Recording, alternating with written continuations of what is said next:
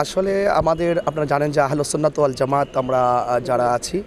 এদেশে একমাত্র শান্তিপ্রিয় দল আহলুস সুন্নাত ওয়াল জামাত। আহলুস সুন্নাত ওয়াল জামাতের অনুভূতিকে এবং আহলুস সুন্নাত ওয়াল জামাতের যে শান্তির বার্তাগুলো এদেশে পৌঁছে দেওয়ার জন্য কিন্তু রাজনৈতিক অঙ্গনে আমাদের পদার্পণ। সেখানে আপনারা জানেন যে আমাদের বৃহত্তর সুন্নি জোট হয়েছে, বাংলাদেশ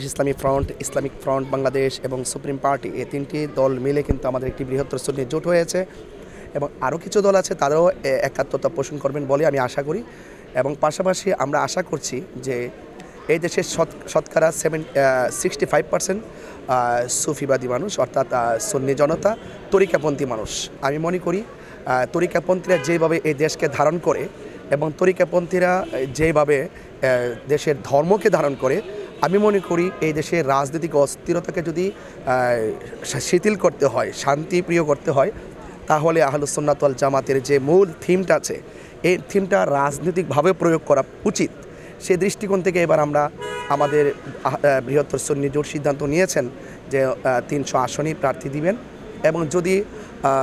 পাস ফেল তো একমাত্র আল্লাহর উপর নির্ভর করে। তবে আমি দেশবাসীর কাছে